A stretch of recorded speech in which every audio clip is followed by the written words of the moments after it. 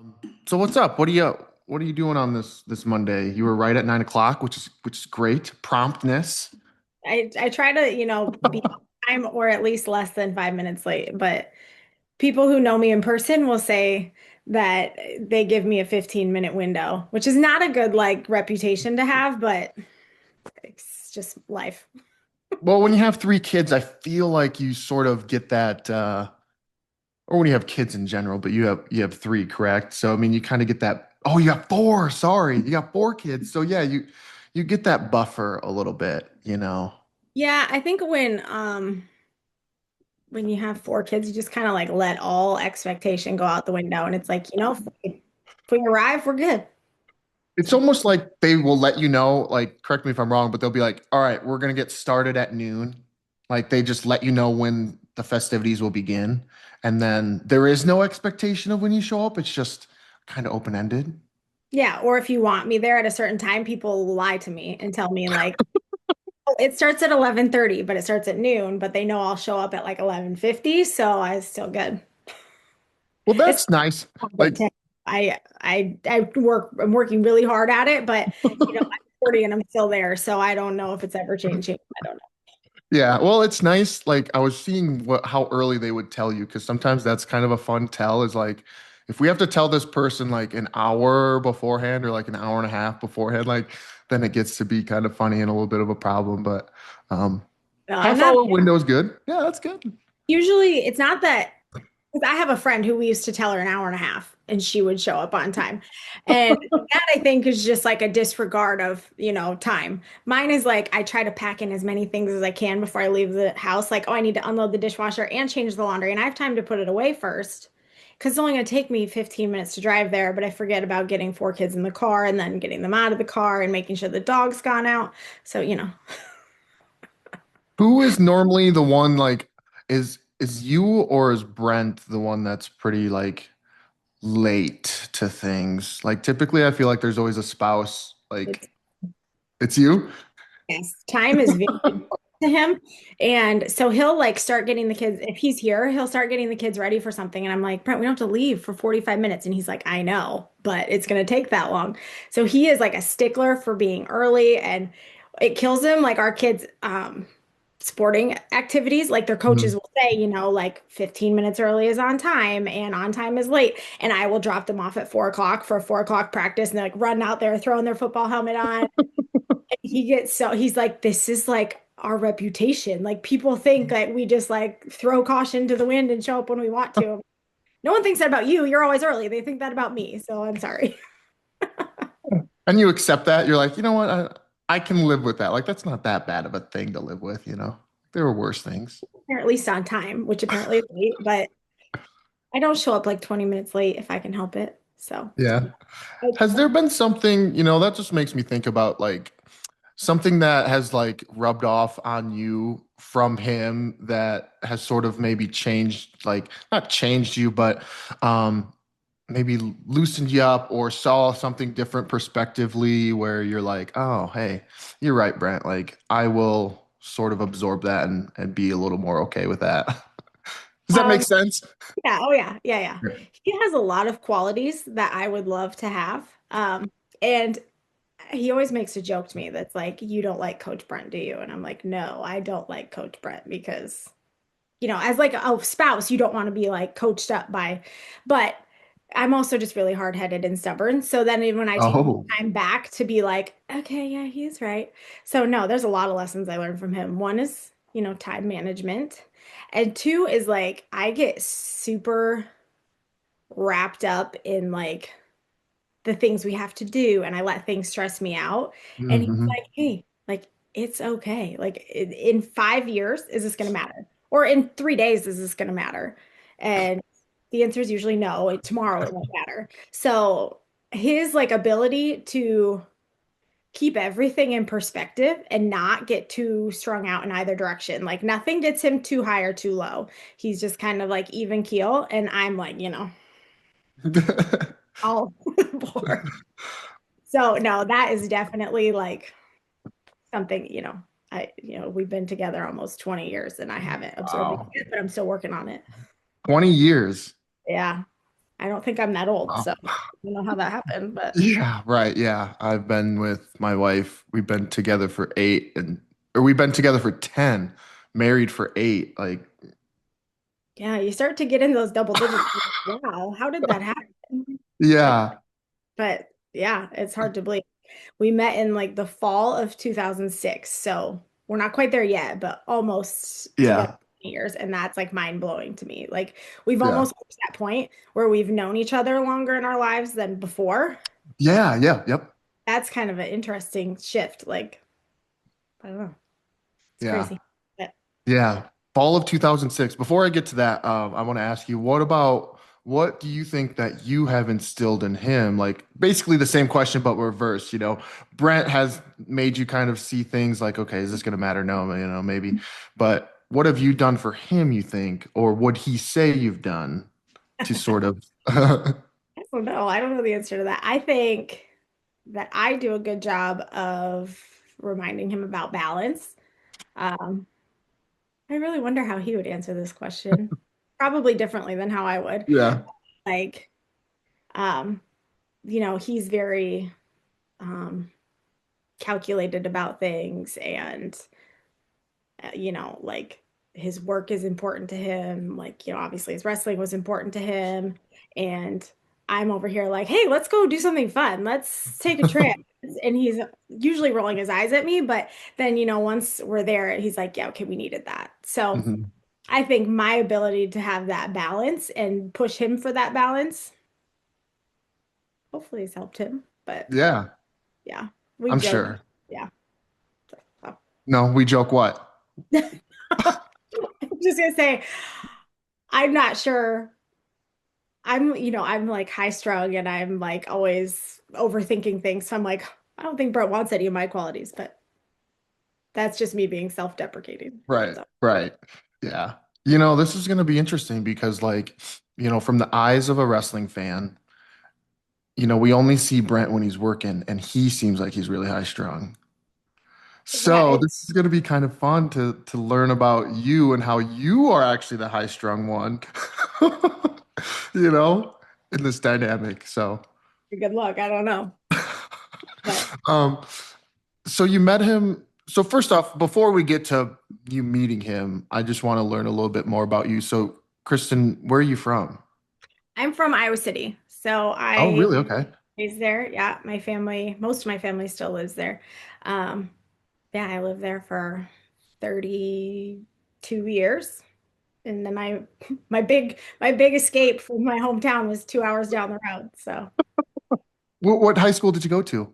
I went to Iowa City West. I am to West. Okay. Did you end up going to the University of Iowa then too? I did. Yes, my freshman year I went to Luther College up in Decorah. Really? Yeah, I loved it up there. My brother went to school up there and I used to love going up to visit him and Yeah. uh, and then you go freshman year and you get lonely and you miss your friends and so I came home. Um, and I went to the University of Iowa after that for like the rest of time, what felt like half of my life. But so yeah, no, I moved back and that was a good move for me. And obviously, my life would look a lot different if I didn't come back. So I'm glad I did. Yeah. Yeah, when I think about like my wife and I's journey, like there's a lot of things that kind of fell into place that allowed us to get like to even meet, to even get to know each other. Like so Yeah. many things kind of had to fall into place. So I'm even thinking about this with you and Brent. Like, yeah, what if you didn't move back? Yeah. What if And he didn't come to Iowa? Like, Iowa and yeah, yeah. So when yeah, you moved back, did you go to the dorms? I did. Yes. But like a true hometown person, I never stayed there. A bunch of my friends had gone to Mhm. Kirkwood, and so they had apartments. Oh yeah, yeah, I'm there. So my like girlfriends from high school were also my college friends, and they're still my friends. So not that yeah, I meet new people and I have new yeah, friends. I yeah. promise. I'm not a horrible human. Um, no, it was yeah. So I lived in the dorms, but pretty much lived at my friends' apartments for the Yeah, most. which dorm? I lived in Reno, Cherokee, Reno. Reno, Is along that with across the river? It's on the side of the river where the field house is. I don't know if you know where the field house is. Yeah. Um, So I so went to Iowa for a semester. I was in Hillcrest. okay, so it's right next to Hillcrest. Well, not right. Oh, You know, yeah. Okay. up in the field, like so Hillcrest's over here. If you're driving Yeah. up the hill and the field house is straight ahead, and Yep. there's the two towers on either side. There's Slater on one side and Reno on the other. Oh, so Reno's across the street. Reno's on the same side of the street Is as Hillcrest? yes, and then Oh, street. So gotcha. yeah, Hmm. honestly, it's changed so much in the what have I been here? Almost 9 years. It's Yeah. changed. I mean, there's new dorms and that whole like I go back there and I go back a lot because my parents are there half time and Yeah. my brother and my nieces and nephews are there. And every time I go like downtown or on campus, I'm like, where am I? Like it's that town changes so much and it's crazy. So Yeah. Yeah. So I only went there for a semester, so you can probably tell by me not knowing exactly where the dorms were. But but yeah, um so you end up going to Iowa. Did you know like what you were doing, like what you wanted to study, or were you just going to college because that's what you're supposed to do? well, this is a joke at my house.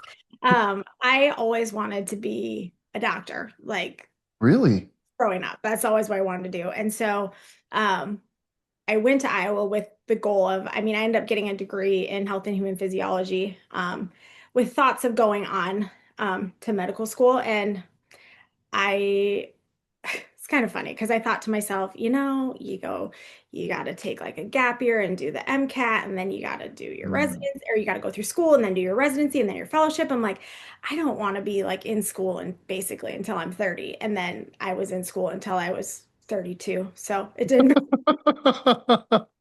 so that really didn't, pan out how I thought. But no, but I'm happy with the direction we took. So that's kind of why that's what I wanted to do. And that's why I went there. And when I met Brent, I told him that's what I wanted to do. So he always jokes that I like duped him. Like he was like, oh, I thought I was going to marry doctor.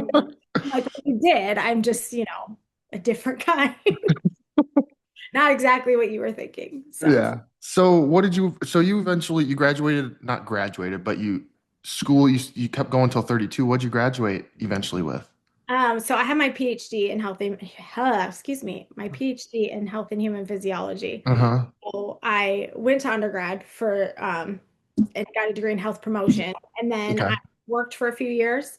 And then after we got married, I went back and got my master's and decided that, and as when you get your master's, you are a TA and a research assistant. And I just really liked that. And I wanted to keep working with college students. And so I continued on and got my PhD. I graduated with that in 2018. So Wow. yeah. So, I ended up becoming a doctor, just not the kind he thought. Wow. So you got your degree in health and human physiology from Iowa, and then what was the path you went? It sounds like you started dabbling in like teaching at the collegiate level. Yeah. So currently I'm a professor at Iowa State. But it Nice. took a Yeah. while to get there. Mhm. We moved here in 17, and so I was still in grad school at that time. And then when you go out and try to find a job in academia, you usually look across the whole country and are like, okay, Correct. where can I find a job teaching in this field that I like? And we just both happen to have occupations that would require you to move someplace. And so, we made the decision that we would go for his jobs and then I would try to find a job wherever we were. So I have taught as an adjunct at DMAC and I did a couple of visiting lectures. And then in 2020, we had our fourth child. And so then I just stayed home with her for a while. And then I've been at Iowa State for almost 2 years now. So it took a little time. I graduated in 18 and I started working in what was that, 2024? So like started working full time. So Yeah. here and there. And then they started a new program at Iowa State that was just a perfect fit. And so it worked out. So I got to be in Nice. Georgia while she was little. And yeah, now I finally get to do what I spent all those years in school for. That's So awesome. And this is what like this feels like this is, even though you're not like the doctor per se, like you're still a doctor, but you're not like at a I'm hospital not a working a doctor, I'm not, meeting patients. And yeah. yeah, I really enjoy what I'm doing.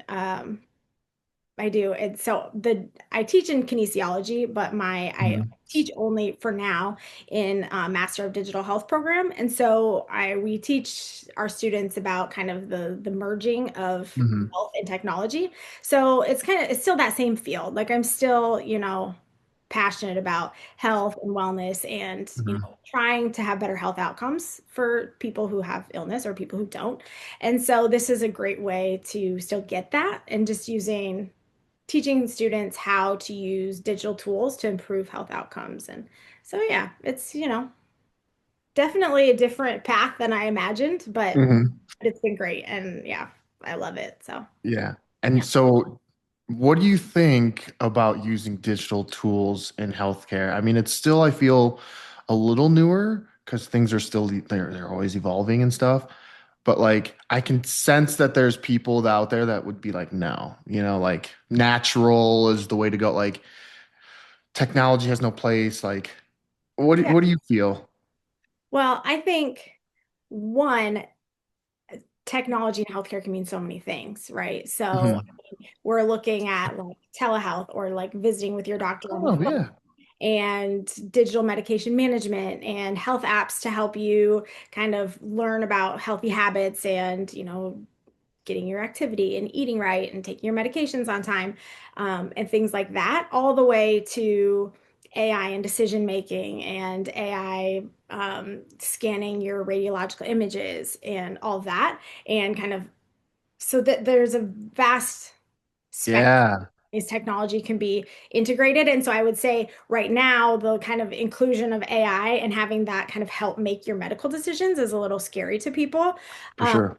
to me, it's exciting because um, I think it just gives us so much more um, tools because you still have a Mhm. doctor who's reading these and looking at it, and you still have that kind of interaction with a human being, but they're just getting like a little assistance to maybe catch something that they've never seen. So I always think about like stories where, somebody saw this same doctor and they kept saying, I'm having this symptom. And it's like, if it's nothing they've ever seen before, maybe they don't recognize it. But then you take them to a new doctor one day and they're like, oh, I've seen this. I know exactly what that is.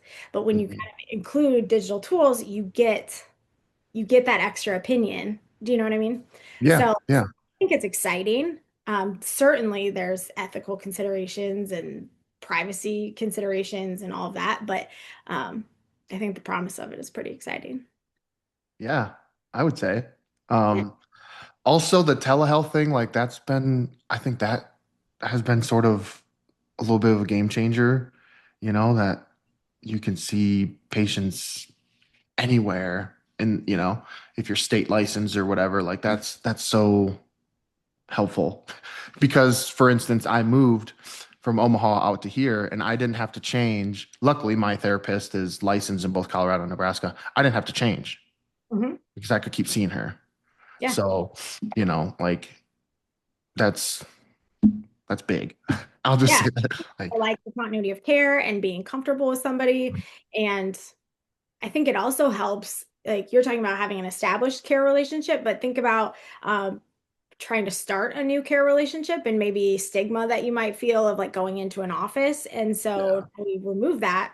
We can just talk just like I'm talking to you right now. So yeah, I think there's huge upsides, but when you hear technology and health, you go right to like robots taking over the world. yeah, yeah, yes, there's there's so many things that can be considered technology in healthcare, and there are ways that are less scary that it's helping, and then maybe places where, we always talk about AI as like I was alive and in school when like I remember going to my first computer lab and like you had to go to the computer lab and it was like this giant box in front of you and like oh you had yeah, to type with the little cardboard box over your hands and just like the conversion from no computers to that and like the vast way that the world changed, like it's one more thing we're rolling with. yeah. There are schools that just like allow you to have iPads. Like the school has the iPad, and like you can take it home or whatever, and they have MacBooks, and I'm like, geez, yeah, I remember those computer labs where it was like, we're going to the computer lab, all right, like you were so excited. Um, Exactly. yeah, so it's It's interesting. It's kind of fun. It's kind of scary. And so that's why I guess I was asking a little bit about that was because to your point, there's a lot of good that can happen from it. You know, there's still some things I think kinks they're working out, but um Yeah. And it's there's certainly exciting. ethical considerations too. I mean, you have to worry about you put all this data in a cloud about somebody and, Yeah. hackers want your data, they want to sell your data and they want to ransom against it and all these things that you have to worry about how things are being protected, how things are being used and make sure they're not being used against people. So, it's not all unicorns and rainbows, but the speed at which technology is moving and then kind of regulations having to try to keep up is an interesting dynamic, to say the Yeah. least. Do you interact with the wrestling team them then at all with your experience and knowledge? Like do you come in and talk to them about health and wellness and fitness or anything like that? I don't. Okay. They have people that they have on staff that are, more specialized than me. They have a dietitian they work with, and I teach yoga on the side just for fun. And sometimes I Nice. put them through a yoga class, and so that's fun. Yeah. Um, I do like doing that, but no, they don't. They don't have me talk to them. I don't really like talking in front of big groups of people. But yeah, I do enjoy doing that part with them and kind of putting them through a different type of workout that's maybe Yeah. what they're used to. It's fun. It's fun to watch them be challenged in a new way in something that Mhm. I don't think they necessarily expect it to be a challenge. And then it's different. I mean, how many of them stand on one leg for, a few minutes at a time and move their body around? So um, that I think is fun. So. Yeah, yeah. I'm thinking like yoga can turn like the most masculine guy into like you can just see him crumble in front of you because of how difficult poses can be. So I'm just imagining, you have this group of 40 kids that are wrestlers and tough and whatever, and then they're like, yeah, doing the I forget what it's called, the pose where like the warrior pose or warrior two or something, and they're like, I can't do it. Or even, it's been good for me too, because I teach classes that are all like yogis, like people that do yoga all the time. And so Yeah. you get these guys, like big guys, like heavyweight guys and 197-pound guys trying to sit in downward facing dog for like 2 minutes at a time. And I forget how much weight they're having to hold on their hands because, True. True, you know, there's not really usually a whole lot of giant men that take my classes. So, but true. it's good. And I think it's good for them. And definitely, I mean, like the health benefits of yoga for wrestling are huge. So I'm glad that they do it, and they do it somewhere else too. I don't do it all the time. I'm way too Mhm. busy for that. But and they have people who are full-time yoga instructors that probably do a better job. Um, but no, I think it's fun. I think it's a good challenge for them, and I think it's good for them to move their body in a different way that. Yeah, for sure. And they're like, oh, it's hot. Like we sit in the sauna all the time. I'm like, yeah, but do you stand on one leg and then bend over and put your leg up in the air behind you while you're doing it? So, no, that's fun. I love doing that. So, Yeah. When did you get into yoga? well, I got certified to teach yoga about 2 years ago. Hmm. I've been doing it for probably 8 years, I would say. So, I love it. And then unfortunately for me, not unfortunately, but Yeah. for the yoga journey, I got certified to teach, and then I started teaching at Iowa State right around the same time. And so Mhm. um, my personal practice has fallen way off, which is unfortunate. I teach twice a week still, but Oh, that's don't, still pretty good, like twice a week. yeah, I just don't have the time to go participate in my own classes, which has been a bummer. But, you know, every semester I get my feet under me a little bit more, and so maybe I'll have more time moving forward. Do But you have to like recertify in that, or like how long is that certification good for? well, as long as you stay up on it, like doing continuing ed, you don't have to do Hmm. it. So I did a 200-hour certification at a place down in Des Moines, and then you register with like Yoga Alliance, and you Hmm. have to teach a certain amount of hours every year, Gotcha. every 3 years, and then do a certain amount of continuing ed. So as long as you stay up with it, you're good. Yeah. I'm wondering like, has it been good for you to do yoga to just like kind of give you a moment or an hour of just peace of mind. It seems like sometimes, I don't know, and we've only been talking for like half an hour, but like you have a lot of things going on in your mind. And so Mhm. it's good that yoga kind of slows you down and just like, okay, this is my 1 hour of inner peace. Yeah, I mean, that's why I got into it because I mean, my house is chaos. Like, Mhm. as my kids get older, it gets less chaos. But I mean, my boys are all right around 2 years apart. Mhm. The middle two are only like a year and a half apart. So they're wild and they fight and they're loud. And I love it. Like I asked you Mhm. chaos and I love it. Right. But um yeah, we're just all over the place and just like the nature of what Brent does for a living is the reality is I'm here alone a lot. And so I needed it, like I needed to go for an hour and just like turn off the noise and just kind of climb into my head. And that's ultimately why I went and got certified too, because it was like I wanted this kind of internal growth and the thing for me. Um, because for almost 13 years, it's been my kids and whatever they need, right?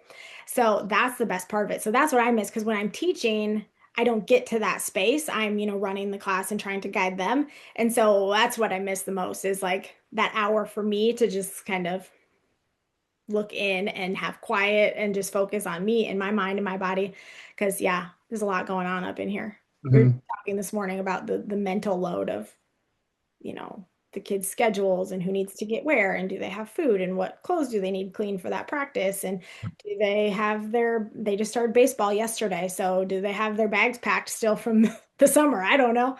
So Yeah. all that stuff, you need to take some time. So that's kind of one of my 2026 goals is get back into my yoga practice and take time every day, even if you can't get to a yoga class, to do some mindfulness work and just kind of sit and because it's so easy to just get, your brain all over the place and so many things Mhm. going on. And yeah, you just Yeah. get lost in the noise in your head sometimes. Yeah. And I love this because like actually what I do is I try to at least ask all my guests who are, predominantly wrestlers, but what they do to do exactly that. Take a step back from the strenuous schedule of sports, of being a D1 athlete. So, this is just a good life lesson of just in general, people just take an hour if they can for themselves, whatever that looks like, Yeah. even if you're not an athlete, like if you're a busy mom. Yeah, just taking that time. And even if it's not an hour, you can work up to that. But here's Right. another example of a digital tool that you can use to improve your health and Oh, wellness yep. is I like to use Insight Timer and they have, meditations that they'll walk you through. Or if you just want like sound bath, but they put a timer on it. So there's tools that, can help because I can't just sit down and be like, okay, I'm gonna sit in silence because it's like, okay, now you have to do this and this and this. And I'm like, okay, just get up. Like you don't have time for this. So I'm laughing because I'm the same way.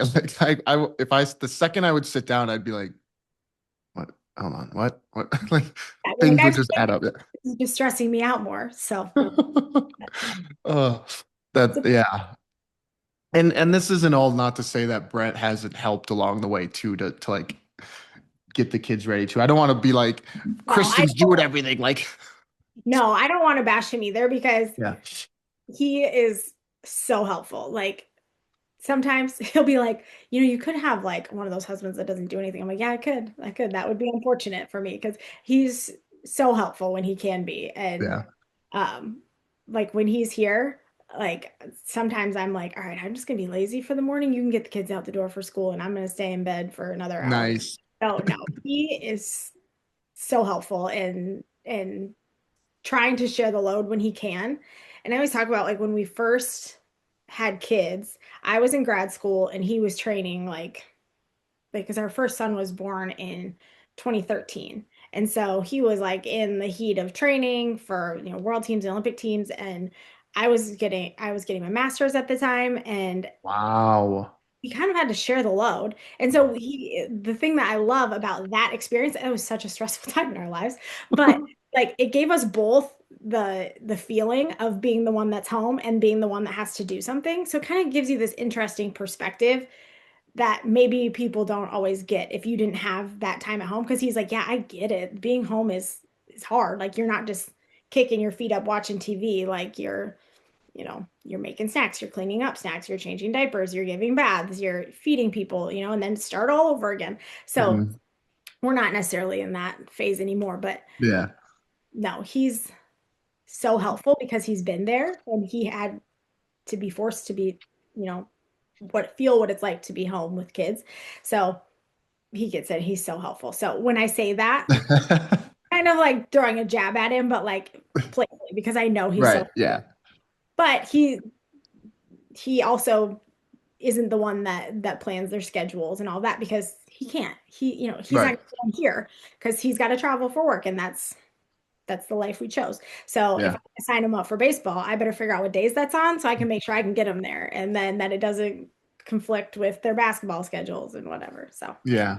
Um, I'm complaining a lot. I'm sorry. I'm not trying no, to. no, it's not complaining. It's just it's the dynamic of your family, essentially, That's just and that's the way you guys have had, and that's the way it works for you guys. I thought it was a good point that you said that he, was home for like an extended period of time being kind of like a stay-at-home dad, not necessarily, but he was. And so he got that experience. If you think about it, a lot of people don't get that experience, like the the male, companion is working and then the female stays home and they stay home for a little bit. They get a little bit of taste, but not like enough to make an impression, I guess is what I'm getting at. Yeah, I mean, and our workplace dynamic in the United States doesn't allow for that either. If you Yeah. have a job in corporate America, you maybe get like 2 days off.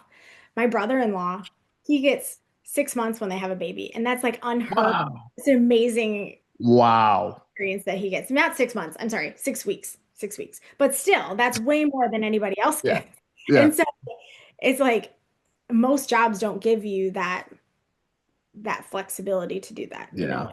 So um yeah, it was good, I think, for both of us. And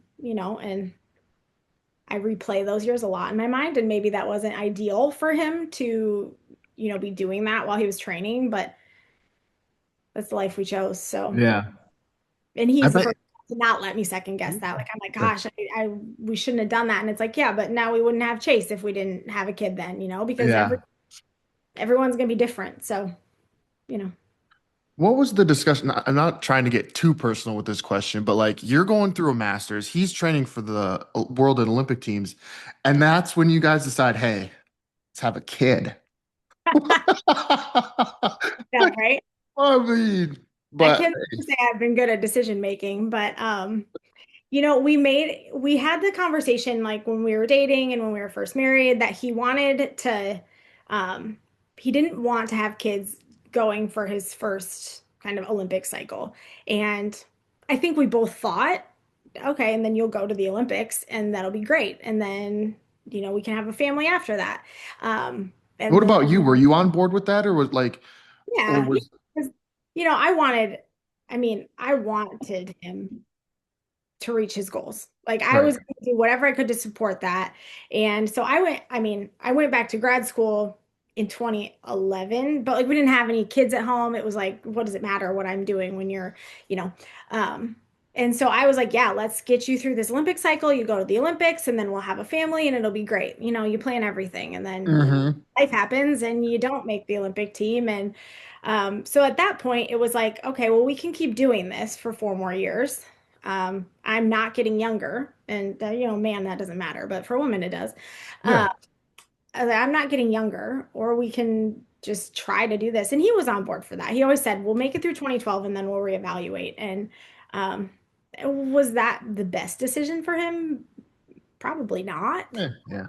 in terms of the wrestling world, because a big thing with our family, which will probably surprise people, because like you said, people don't think of Brent as this like balanced human being, but like his family, he has balance for that, right? Like he's Yeah. not this crazy intense person all the time that's just like, this angry person on the mat, off the mat. And that's not him.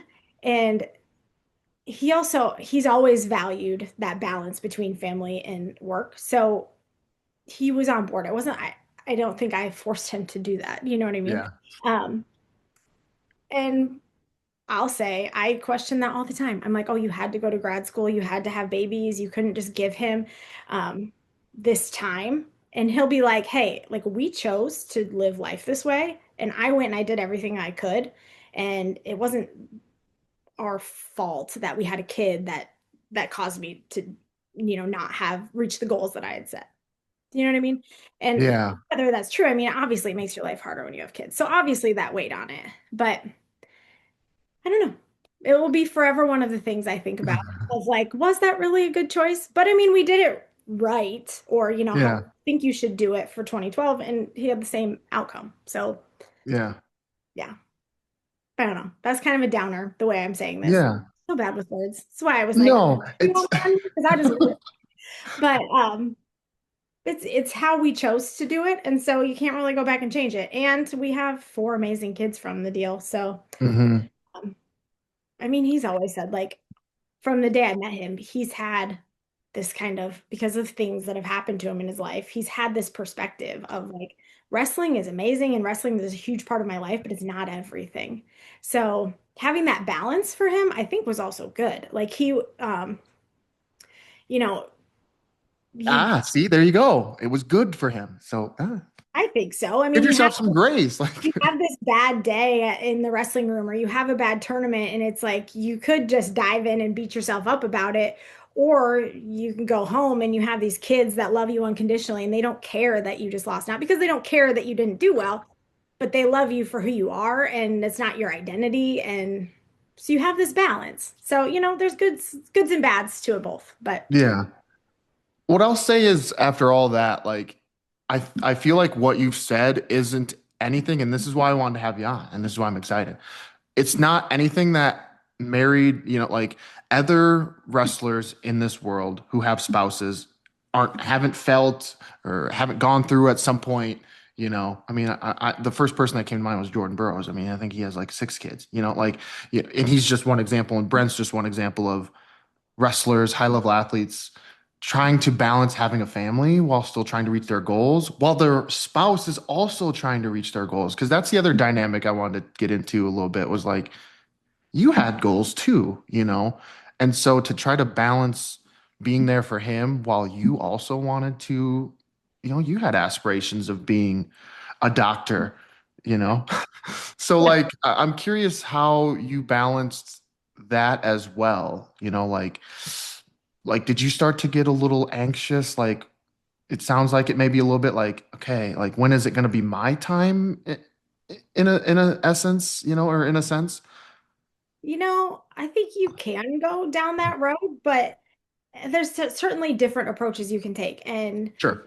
I have quite a few friends in this space, and we've all kind of taken a different path. You know what I mean? Yeah. Like those spouses of people who wrestle, like Lauren Burrows, or people who are spouses of coaches' wives, or people who are spouses of coaches. Well, Yeah.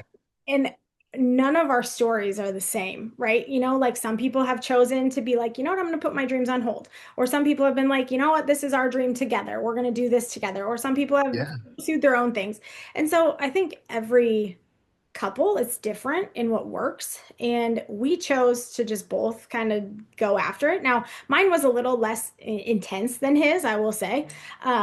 So when it comes to like, I would always be like, okay, I have this thing, but it can wait because this thing of yours is more time intensive and more pressing Sure. and needs more of our energy right now. But I think the fact that we both were doing things and trying to reach separate goals, but together at the same time, it just allowed us this different perspective of kind of being partners to each other and like, how can I help you reach your goal?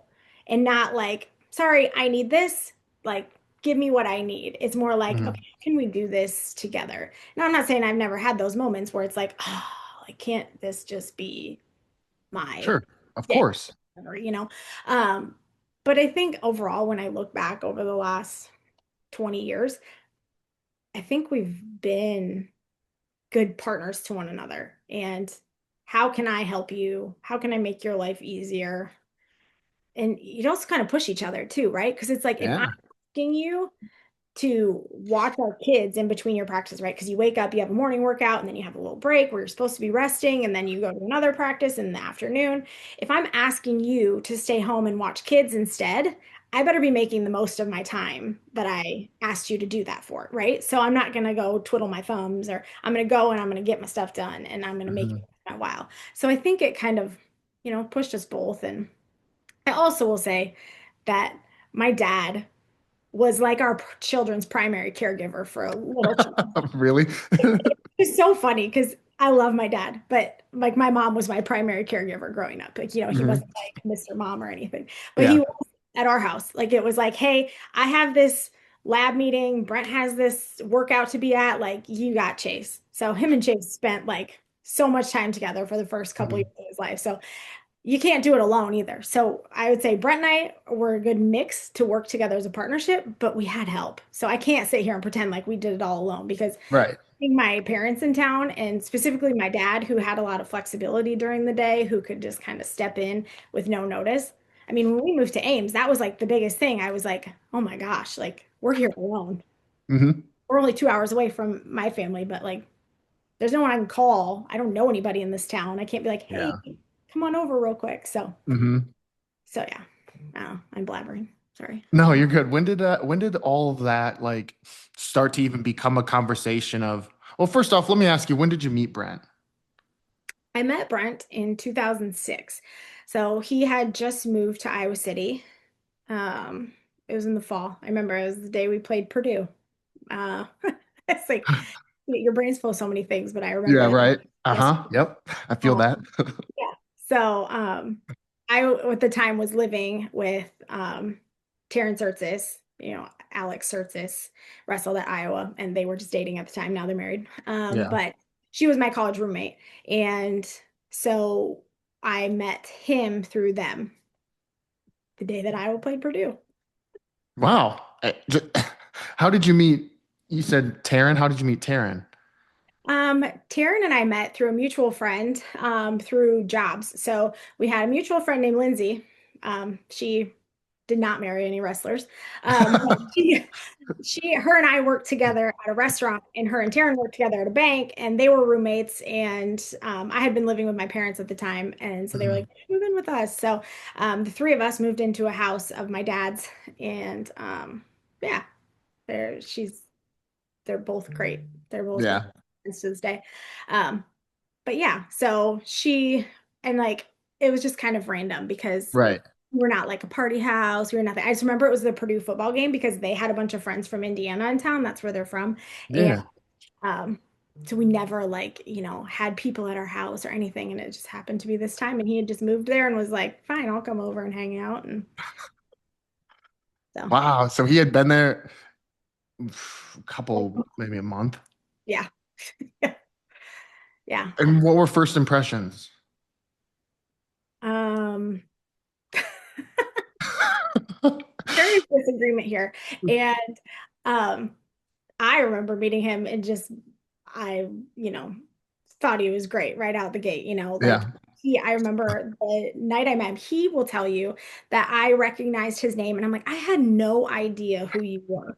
My extent of following wrestling was like I would tag along with Taryn sometimes to the wrestling meets. Like if I did not have any concept of what was happening in the world around me in wrestling. And he's like, Really? you heard my name. I'm like, no, if I heard your name, it meant nothing to me. Like Yeah. and so I think he just gives me a hard time. But Right. so, but the thing I remember about that night is I asked him to tell me his life story, and he did. And he told me it like, sorry. He told me it, and he told me like, I mean, I met him in the same day. He's telling me, you know, basically almost exactly a year ago, my brother passed away, and he's like talking through all this stuff. And I just remember being like, okay, wow, like this is not how people like most people are. You know what I mean? You're Right. like, tell me Yeah. my story. And they're like, well, I go to Iowa and like I was just like, wow, you were like brutally honest and just like putting everything out there. And I think he's been that way since I met him, like he's not very Yeah. mysterious, like where he stands. He will tell you what he's thinking. And He doesn't hide things. He's had really bad things happen in his life and he's had really good things happen in his life and he keeps them in balance and he keeps perspective. And I think that day that I met him was just like, wow, I've never met anybody like you before. And I think I still think that. I Yeah. don't think there's anybody else I've ever met like him. He's Yeah. a different being. Did you tell him your life story then too? Did you reciprocate? I mean, no, my life Ah. story was not that exciting, right? I was like, well, I told him the story probably I was expecting to get from him. But Yeah. so yeah. Yeah, I don't know. I think we have different opinions of, like I, I honestly woke up the next day and I was like, I want to marry that guy. And I don't know if he felt the same way. Probably not. Mhm. I don't think college guys think that way, but we got him around. But Yeah, right. When did you realize like the train that you were on, like, whoa, this like because there are college athletes who like the sport, who love the sport but they almost feel like you can tell it's a college thing. yeah, When did you start to feel like this is like a big thing and I need to like have this hard conversation with myself? Like, what's that? bring myself up to speed. Yeah, yeah. And I need to like, wow, I need to figure out if I need to get on this train or not. Like, I'm sure that was that a hard realization for you, kind of? Um, If you can remember, I know that was like, I remember, so I mean, I met him in the fall and he couldn't wrestle that year. I mean, for the team that year. But I remember right. I went along to his I mean, and in our first meeting conversation, like he told me he was going to be a world champ, he was going to be Olympic champ, like those were the things. Like this is my life this far and this is where we're going. And so I'm kind of like, yeah, okay. That sounds Right. right. Yeah. And then I remember the very first time I watched him wrestle, we went to it was the UNO, University of Nebraska Omaha, the Open, Hmm. and I never watched him wrestle before. I watched his first match, and it was over in like 30 seconds. And I remember I turned to Jenny Branson. I was like, "Oh, he's like good at this," and she looked at me like, "Yeah, yeah, yeah." Like she looked at me like, "Oh, what?" And I just had no idea. And so, but still, then you're like, oh, "Okay, well, he did good at this tournament." Um, But, and I remember the first time my dad met him, and we were having a Christmas party at my parents' house, and I brought him along, and he was telling my dad that he wrestled. And my dad goes, "So do you think you'll make the lineup?" And he was like, I hope so." Like that's exactly how he responded to it. Heck, I like you dumb dumb, but like, he's not contrary to maybe what it appears on the outside. You know, he's like, "Oh, I hope so," like I think I got a good shot, but he Hmm. wasn't like, "Well, yeah, duh." Um, so I mean, but still that whole first year, like I didn't really get to watch him do anything. And so that first year watching him compete for Iowa was super fun, super stressful. I told you I'm high strung. So every Hmm. match I was so nervous and he'd be like, "Why are you so nervous?" I don't, and I'm like, I don't know. So, and then, right away he was going to open tournaments and like the US Open, I mean, like wrestling Yeah. freestyle in summer. So I kind of knew in that right away in that first year, like this is gonna be our thing. So if you don't like wrestling, so but I mean, I love watching him compete, so it was all fun and yeah, I don't know. But you're right, it definitely was a conversation I had to have, like, okay, this is gonna be a thing. Do you Yeah. really want this to be your life or don't you? Because it's what it's gonna be. Yeah. Especially coming from somebody who isn't involved in the sport. Like if you were grew up in the sport, like you understand. But coming from a different perspective, yeah, you had thoughts of being a doctor, and now you're like, oh, now I'm like hopping on this wrestling train. Like, Yeah. I'm sure that was like, was that a difficult conversation that you had with yourself and like, or was it a little easier than you anticipated? Well, I think the conversations I had to have with myself about me not being a doctor were probably Mhm. different conversations. Those were like, hey, how much time are you spending in the library? How much time are you spending putting in extra work? And so that was probably more a me thing. Yeah. Because I think I could have, pursued that too if I would have been willing to put in the work, but I was interested in other things. But in terms of of kind of going on this journey with Brent. And that was easy because like I said, like he kind of blew me away from the moment I saw him and like met him, Yeah. to know him, that it was like, this is gonna be fun. And it was. I mean, it is, Mhm. it still is. Yeah. I mean, like the adventures that we have been through for the last 20 years, it's been so fun. I can't imagine like we always like we joke because I'll be like, oh, it's the weekend, you're gone again. And he's like, well, you want me to go get a 9 to 5 job? And I'm like, no, I don't. Like the things, the places we've gone and the things that we've gotten to do, and just like watching him, like how many people get to watch their spouse really live out what they love to do every day? Like I like teaching, but I don't love it as much as he loves wrestling, and Mhm. if your husband does finance, like does he love finance? Like, Right. you know, and maybe he does, and that's Yeah. fantastic. Yeah. But I just it's crazy. It's been so fun, and I just think it's great that he gets to do like we always joke about like I'm like, oh, you gonna go on a bros trip again this weekend? Because it doesn't feel like he's going. I mean, and I know it's hard work and it's exhausting and it is what Sure. it Sure. is, but he's just going to do something else he loves. And I think that's great. And not many people Mhm. get to do that or get to see their spouse do that. And so watching him compete and then to now, like it's just been a fun journey. When he was competing, how did you handle the moments of like disappointment, because like we always see, and that's another reason why I wanted to talk to you was because we always see the athlete and we always are like, man, I bet that sucks for them. But like, how about the spouse that's in the stands that's like going through this journey with them the whole time hand in hand and like is also living with like, gosh, my person that I care so much about fell short and is devastated. Like, how did you handle all of that? It's hard, you know.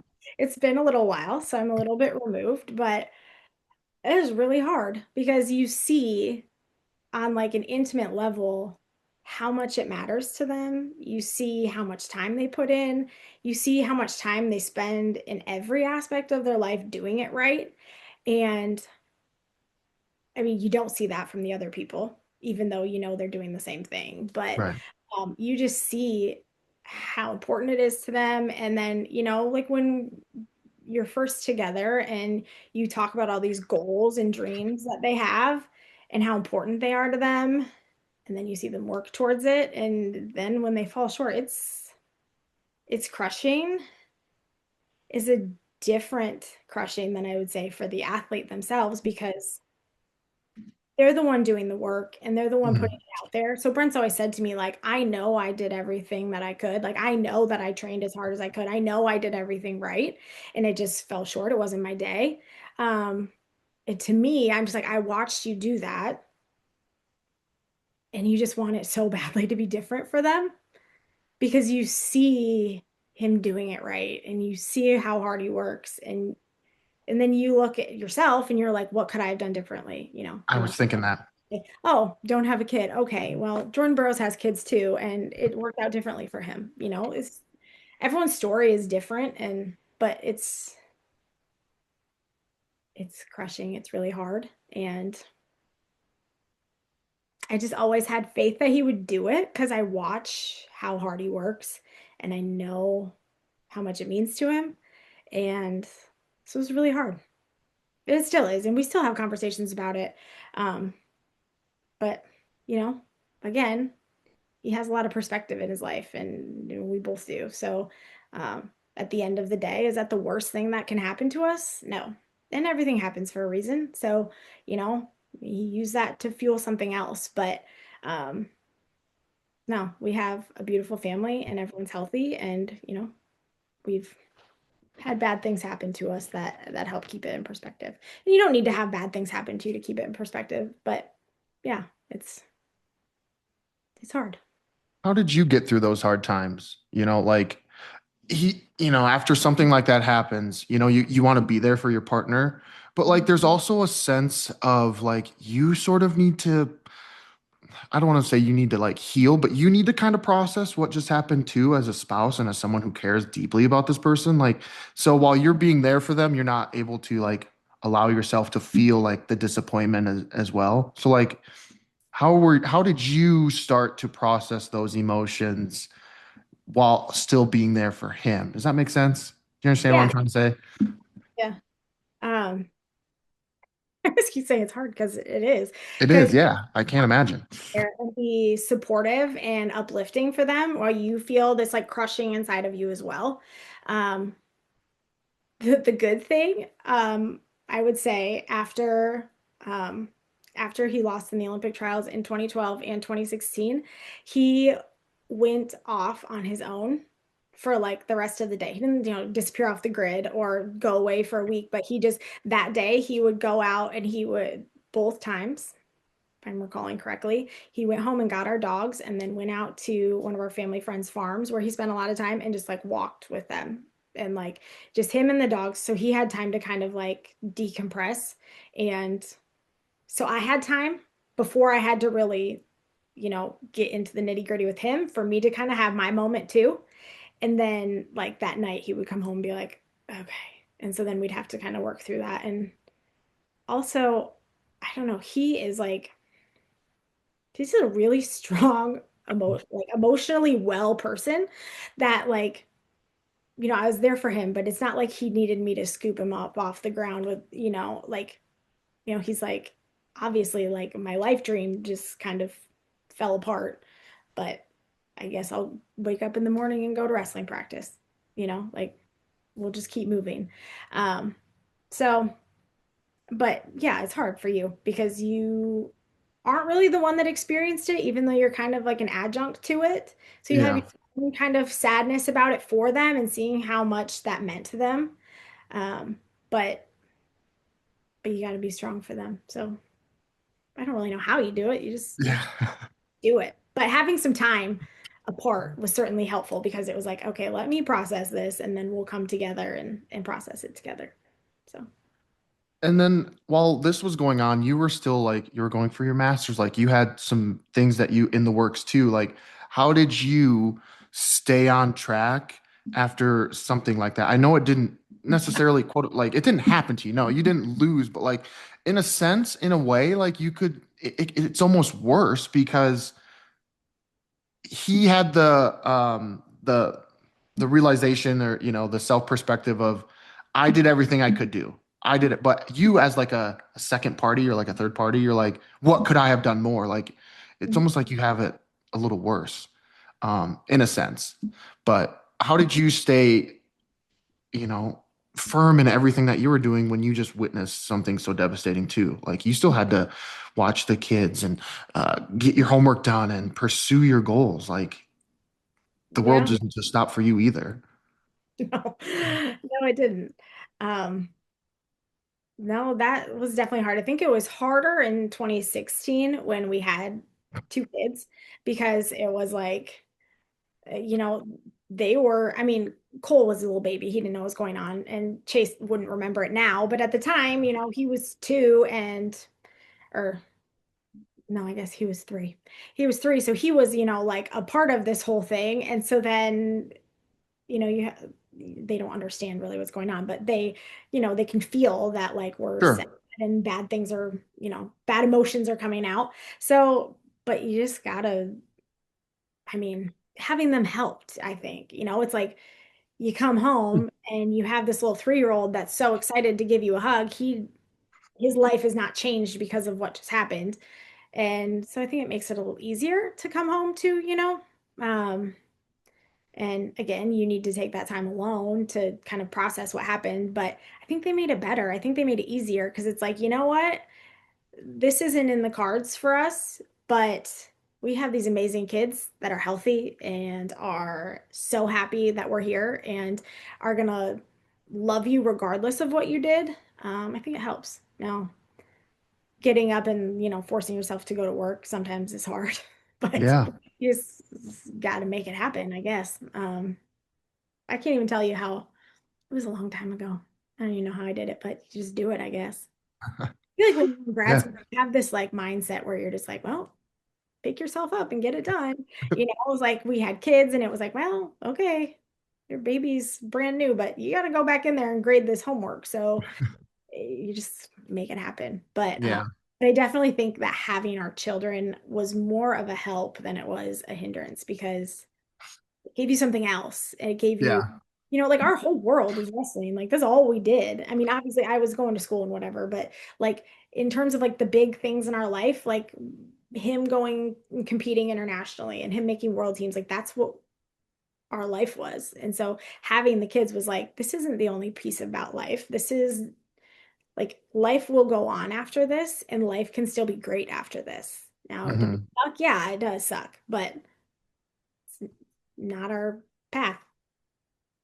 So Yeah.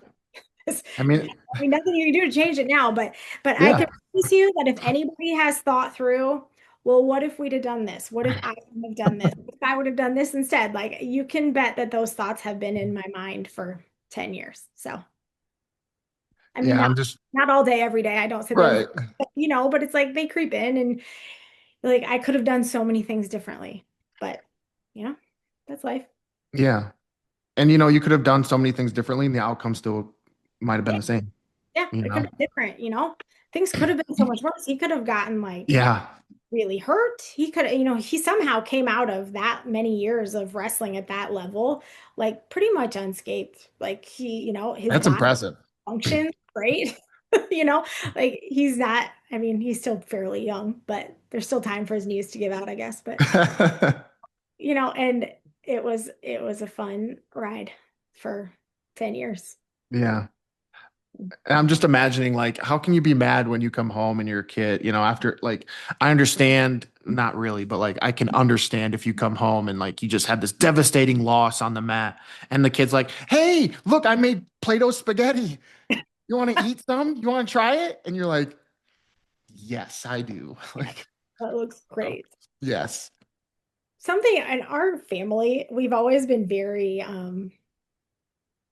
very like outward show of emotion. And so my kids will like, maybe not my almost 13-year-old anymore, but like when they see like their dad, when they see their grandparents, it's like a running, excited hug. I'm so excited to see you. So it's like, I don't know how you could stay in a sad mood when you got these cute little kids running at you. Although now they're big enough to like tackle you, maybe. So maybe it's not so now, but so I don't know. This we'll never know. But Yeah. How do you deal with those thoughts? Because again, like I I don't think you're the only significant other that will have those thoughts or has had those thoughts that if I would have done something differently, I could have changed the outcome. Like, how do you deal with them? And like if someone listening is like, man, I have those thoughts too, what uh, would you say? I would say, whether this is right or not, when I have those thoughts, I talk to Brent about it. Um, there's not very many feelings I have that I keep inside. I'm kind of like a let it out there, let it fly. So whether or not that's the right approach, because part of me wants to be like, no, that's his pain to take. You keep yours. Like, don't burden him with your pain because he's got his own there. Um, but I tell myself that and then it all just comes flying out because it's how I cope with things. Um, and so we talk about it and he's like, and so he will talk with me and be like, these are choices we made together. And I didn't miss workouts. I mean, I think I could probably tell you two workouts that he missed during those times because of like massive things that happened at our house that we needed him. Um, so it was like, and he's like, you tried your best. Like I remember before the Olympic trials in 16, we sent our boys to stay with their grandparents for a couple of weeks because it was like he needs rest and we need this time. So it's like we tried our best. But I think talking to him about it is what makes me feel better because he's like, this is what I did to try to make that team. And that's what needed to be done to try to make that team. And us living our life alongside of that. Um, whether or not that was what changed the outcome, it's how we chose to do it. And he Mhm. is like so good at being like, don't look back at what you could do different because you can't go back and do it. So what good does that do you to look back? So this is one of those other things where like I want that to be one of the things from him that I absorb is like the don't look back and stew over what happened because you can't change it. So Mhm. if that's what it was, okay, that's the life we chose. So Mm. I heard this story that after 2016, there may have been a conversation between you two where he was like, "All right, you know what? I'm done. It's your turn to kind of go chase your dream." Was that, is there any truth to that? That there was like a conversation where he was like, "All right, I've done, you've given me the opportunity to chase everything. Now it's my turn to take a step back and let you like kind of switch roles here." Yeah. Um, I would say, yeah. I mean, I remember us having a conversation like that and him saying things like that, but it was also like I hadn't been held back. You know what I mean? We Yeah, yeah, that relationship where it was like, all right, I'm gonna let you do this and I'm gonna wait. And maybe I should have done that, but I didn't. Um, and so I didn't really feel like there was something I had to do, but we did have a conversation where it was like, he wasn't sure what his future was going to look like. He wasn't yeah, sure what he wanted to do for a job. I mean, there was a time where he was like, I don't even know if I want to stay in wrestling because there's like this kind of pain associated with it now. for sure. And so it was kind of like what do you want to do? Like if this is your time to go chase down something you want to do, let's do it. But I was actually still tethered to the university because I was still in grad school. So I was like, I can't go finish this up. I started this, I got to finish it out. Mhm. Right. And so, but there were like, I remember some like phone calls that would come in with like potential job offers and him being like, nope, my wife's in grad school. I'm not leaving here right now. Like he was willing to stay there and do nothing so that I could finish out my goals. And that speaks pretty loudly to me. Like, Yeah, we could have done the distance thing. And ultimately, when he ended up taking the job with USA Wrestling, we did a little bit of the distance thing but I was going to graduate or I was going to be done with my in-person like assistantships in the spring. And so it was like, okay, we can do this for a short amount of time. But it was like, he yeah, was not going to make us do this distance thing where he would go work someplace else and I would stay at home with the kids and try to finish grad school. Like, so I'll never forget that because it was like, it would have been so easy to be like, oh, I got a job offer. I'm going to go do this and I'll come yeah. visit on the weekends or not really the weekends because wrestling's busy on the weekends. So I'll come visit when I can. But you and the kids stay here because I mean, our kids are nuts. And at that time, I mean, when we moved to Ames, our kids were 5 months old, 2 and 4. That was like crazy train. Like, you're us coming from a mile away. So, um, so yeah, he definitely like put some things on hold to be like, no, this is your time to finish. And then ultimately when we moved here, it was like we waited to move here until I had finished out my year. I still had a year left to finish, but I was just writing, and so I could do that from anywhere. So I could do that from here. But Hmm. so yeah, and I think that's big for somebody who has such big goals Yeah, in life to be like, yeah, this is your time. I'm not going to leave you here with all these kids while I go figure it out. So yeah, I give Brent a lot of credit for being so invested and so good at what he does, but being so invested in our family and being a good dad and husband as well. You know what I mean? Like yeah, for sure. hard to do both of those, but he's good at it. Yeah, yeah. What was it like, when he was competing and going through that? What was it like you to, did you bring the kids along to international trips or anything? Like, how did all that dynamic work, having a child? I mean, you had two kids basically when he was still competing. Like, as a mom, like, and a wife, like, what was that like for you to, you That know? was hard.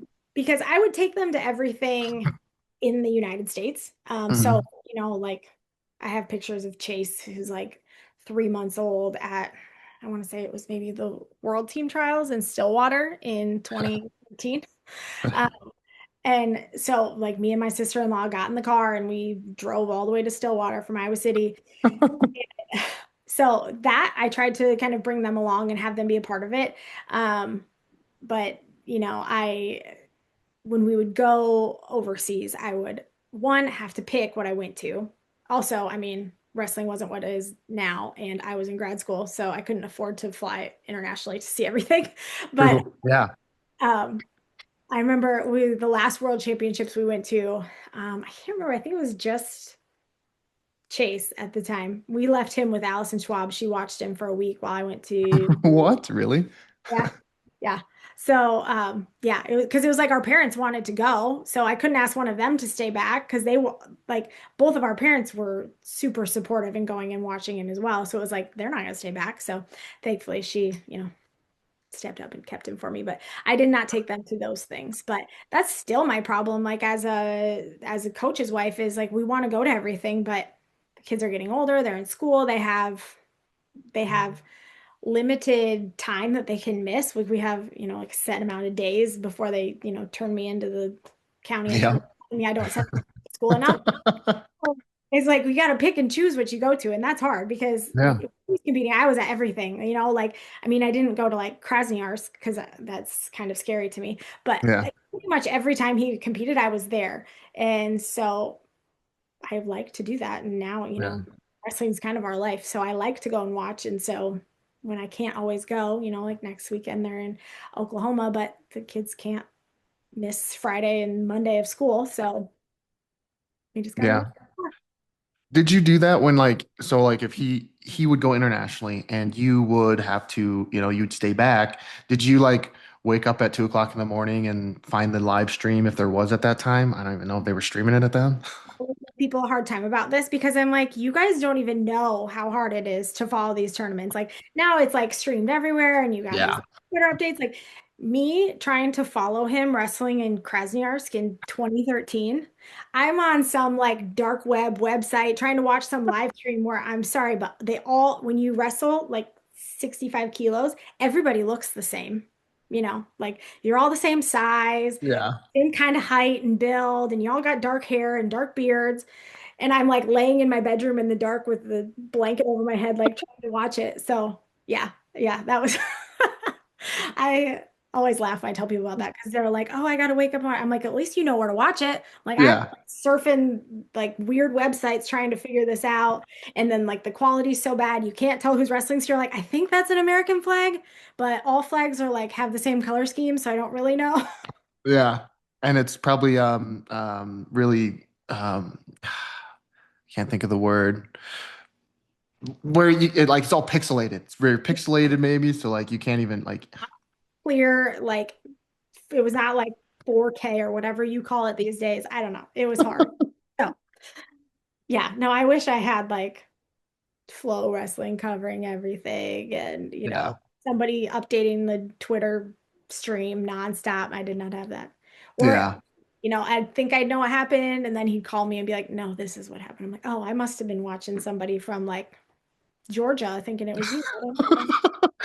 I was cheering so loud So and excited for him. I'm sorry. oh, that's fun. Oh, the good old days. Yeah. Back when Glad they've made it easier now, but it would have been nice if it could have been a little easier 20 years. yeah. Yeah, right. Oh, hey, it's only been, 10 Yeah, to that's 14. right. We've come a long ways in 10 years. Yeah, we're not that old yet. No. I'm 34, but Oh, geez. No, you're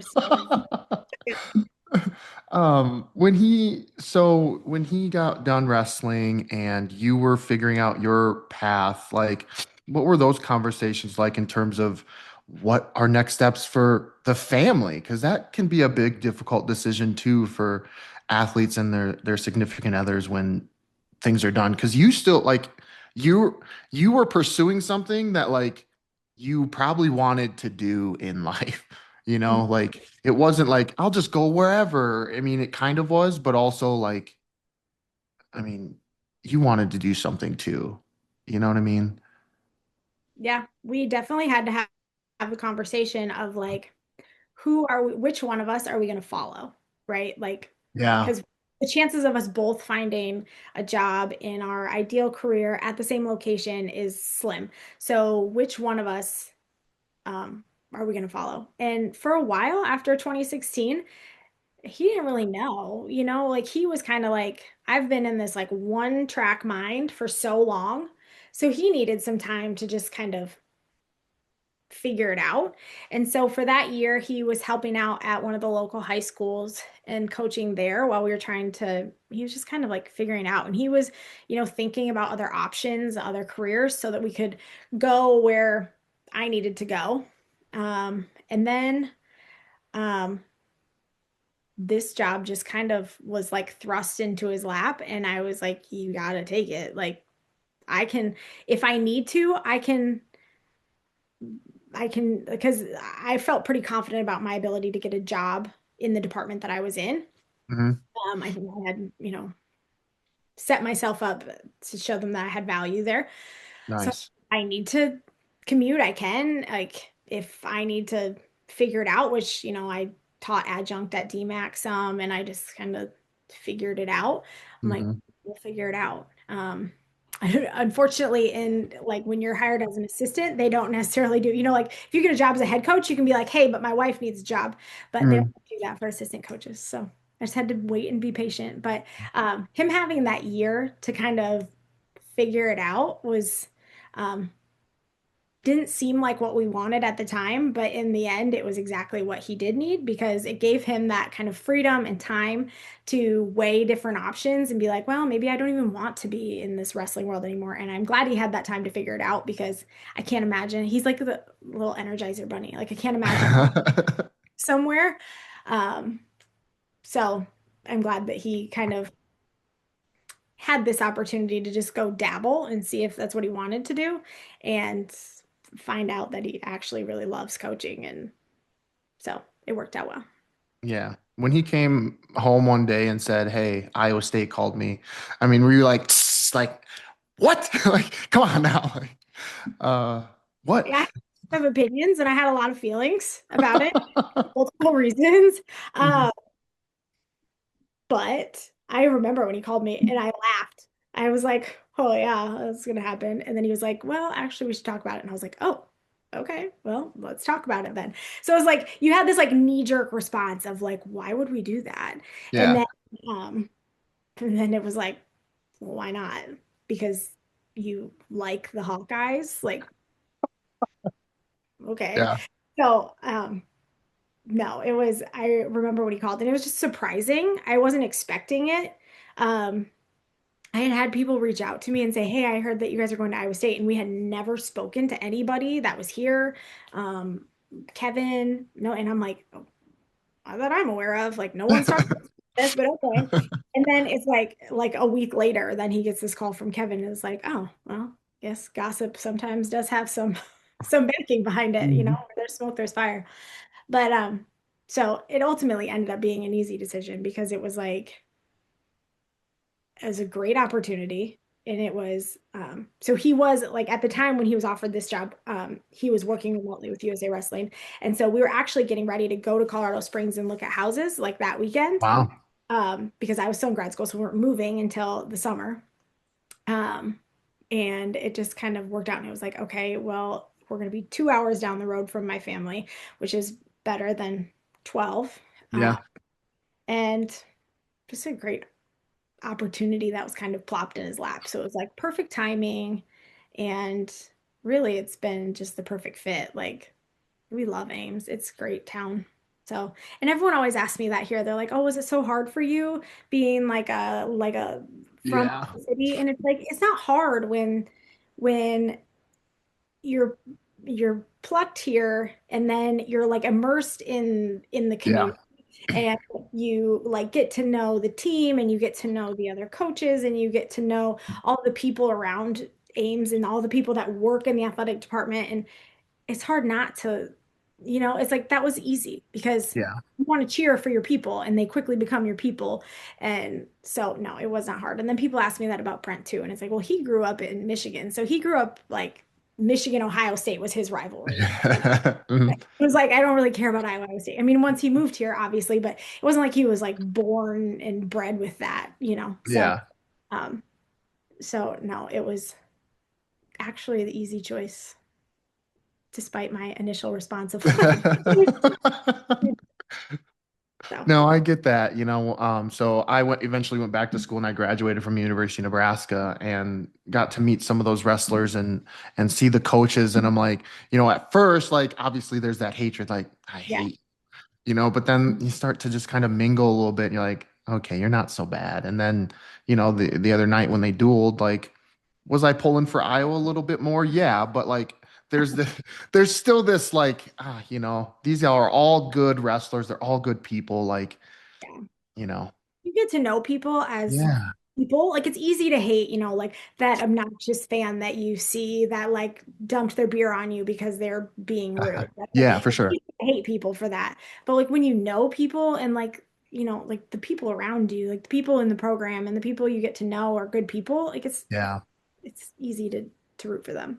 Yeah, and that leads me to a question here about like social media and I know it wasn't quite as big back when Brent was wrestling, but even now when he's coaching, like how do you as a spouse sort of shut that out? And I mean, I'm sure it can be hard at times when there's people out there saying Brent's like a traitor or who knows what they're saying. Oh, man, he didn't even make an Olympic team. They could be saying all sorts of stuff. I don't even know. But like, how did you handle all that, and how do you continue to handle all that to this Um, day? I handle it by not reading it. Okay. Because so when we were in college, I used to read the message boards and I would get so mad. Like, I'm sorry, and I don't want to make this sound like he was out there kicking people's butts. Like he was Yeah. doing so good. Like his first year in college, right? He was doing amazing. And somebody has something bad to say, it's like, come on. Like this is a conversation we're having in our house right now with my oldest child because we're like watching the football game last night and he's like, "Oh, that's trash." And I'm like, "You don't call somebody trash who is out there doing something at such a high level that you Yeah. don't." Like that's like number one rule in my house. And I think because of what I dealt with when he was in college, it's like Hmm. you don't get to be an armchair expert. If you're out there and you're playing football or you're wrestling and you're doing it and you have an honest opinion, you can share that. But you don't get to talk trash about somebody when you're sitting on your couch watching them do it, right? Yeah. So, from the flip side, I'm trying to really instill that in my children right now. It's clearly Yeah. not working. But no, my best is to just avoid it because I let it get to me and I get so mad when I read things. And sometimes things find me. I usually don't find it because I'm not like searching social media for it, but somebody will send me something and be like, look at this thing I found. And it surprises me. Like this happened to me just a couple of weeks ago. Actually, somebody showed me something that they saw on Facebook and I was like, just so not expecting it because I'm like, he's not like in a limelight. He's not competing. He's not doing like, why are people talking about him? Right. And I see it and I'm just like blown away. Like, where did you come up with this? And why are you talking about it right now? But it gets me so angry because I Yeah. want to be like, that's not true. And this is why I know that's not true. But I can't do that because Yeah. you can't reply to everybody and be because then you just look like an idiot too. So yeah, I think my best advice is don't read it. Just don't even do it. So if I like see a post about him, I do everything I can to just not look at the comments because it'll make me mad. Because everybody has an opinion, Some people think he's great. Right. Some people hate him and think he's the biggest a-hole on the planet. So somebody's gonna have something to say, and I'm Yeah. going to like it, and it's not going to bring out my best. And I say angry things and be in an angry mood. And yeah. Yeah, it kind of gives a little more light to like how Allison Schwab does it, like she does a good job. And it must be like a talent or something, because I'm with you. Like, I mean, I'm sure she just wants to just freaking let him have it, but she I doesn't. No, she doesn't. She keeps her cool and she engages with people. Yeah, I don't think she does it. My best is I don't post anything. So that's another thing is I don't try to bring it upon myself and yeah, post anything because I hate conflict. I do not want to fight with strangers on yeah. the internet. I don't want to fight with people in my house. I don't like it. I don't thrive in that scenario. Some people like to, but no.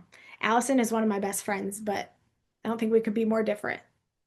And she's good at what she does, and I just stay away because Yeah, I can't do it how she does it.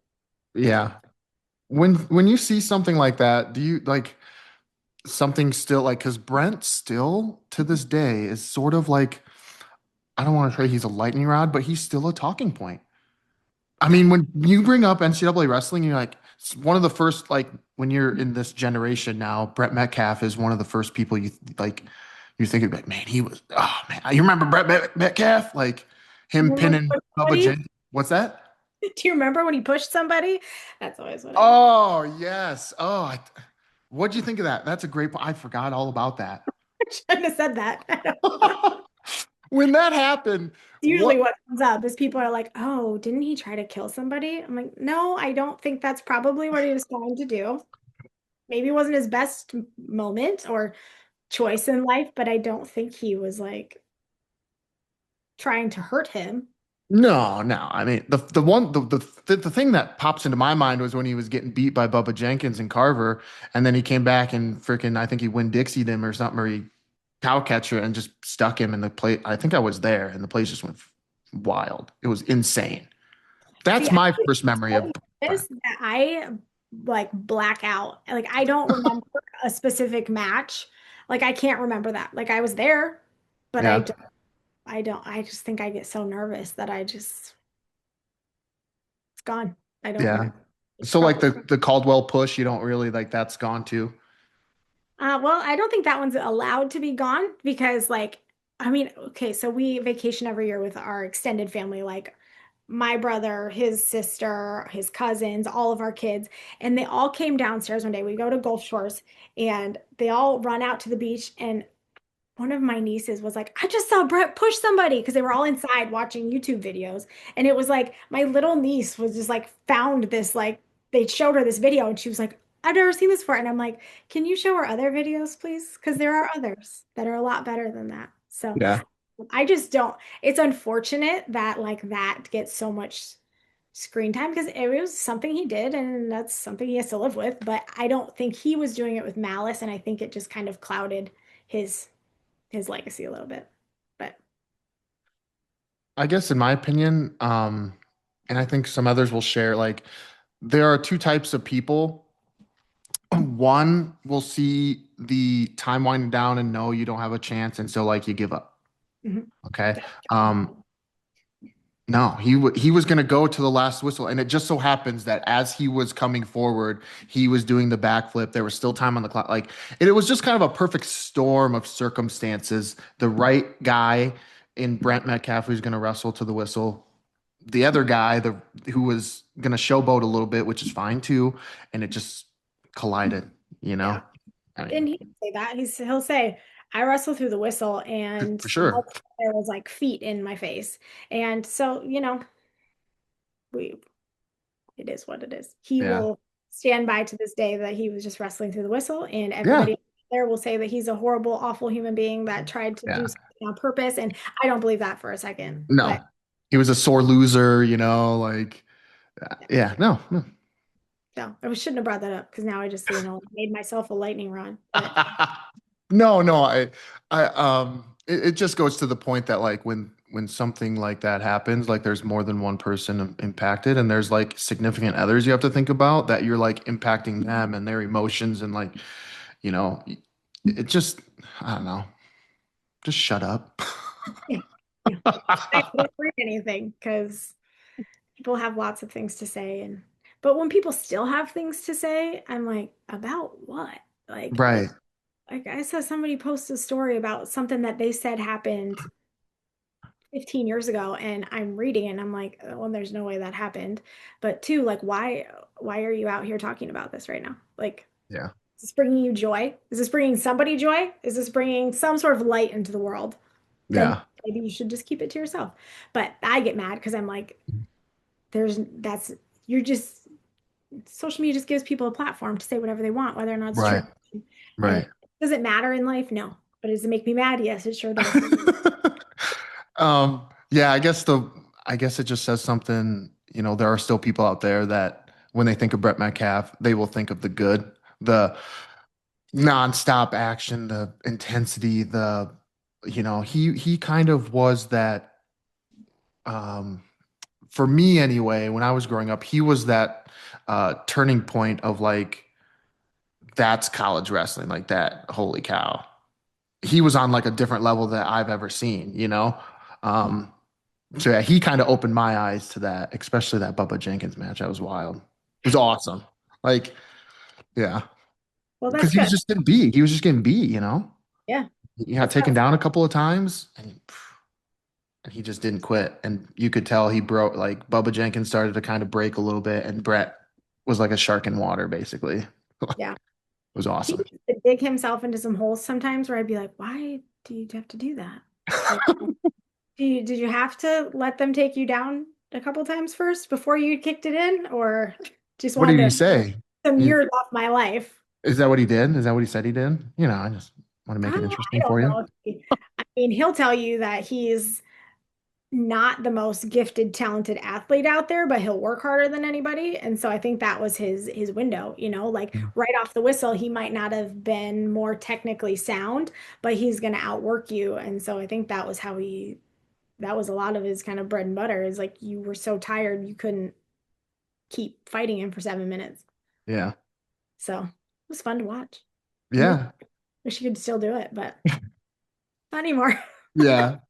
Last question for you here. We just talked about kind of a lot of the last, I guess, 30 some years of your life. When you look over even the last, like, since you met Brent and, the cycle that's all been going on, what do you think? Like, have you ever taken a second to just step back and be like, man, this has been just a wild ride so far.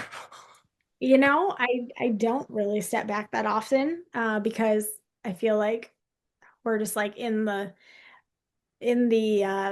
like craziness of like young kids that have schedules, and so I don't really take a lot of time to step back and just kind of like reflect. I think I turned 40 this year, and that's sort of like a time where you start to do that, where you're like, wow, okay, like we're not maybe like still like building our life, like our life is built. We've put in the groundwork, and like you start to look back, and I just think it's been fun. Like I'm so happy that I met him that night in October of 2006.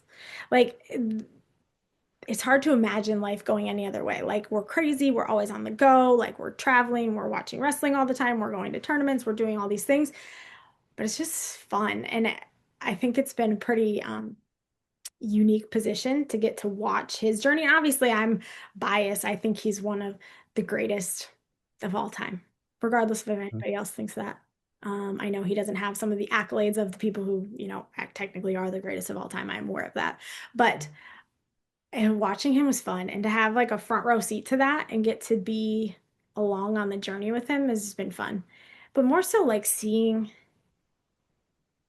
I look back and I'm grateful for the person that I got to do it along with because he's not what everyone maybe thinks he is. And he's taught me so many things and taken me on a pretty fun journey. So I'm pretty grateful for the last 20 years. It's been tough. Keep it What has he real. taught you? Yeah, what has he Taught me taught you? about- He's taught me about keeping things in perspective.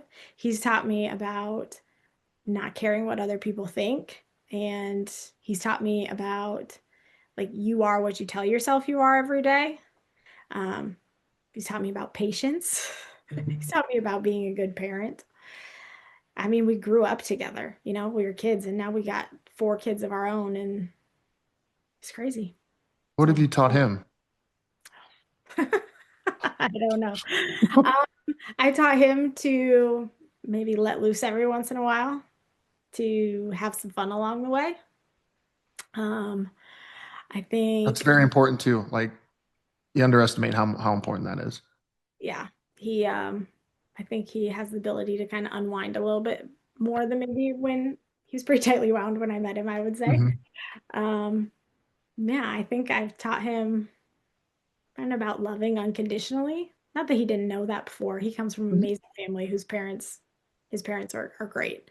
But but I think just feeling that from somebody who doesn't have to love you, not your parents have to love you, but Hmm. I say like your parents love you because you're their child, and your kids love you because they're your parent, but your spouse loves you because they choose to. And I think that's pretty, yeah. Sorry, this is not supposed to be like a No, rom-com. that's a good no.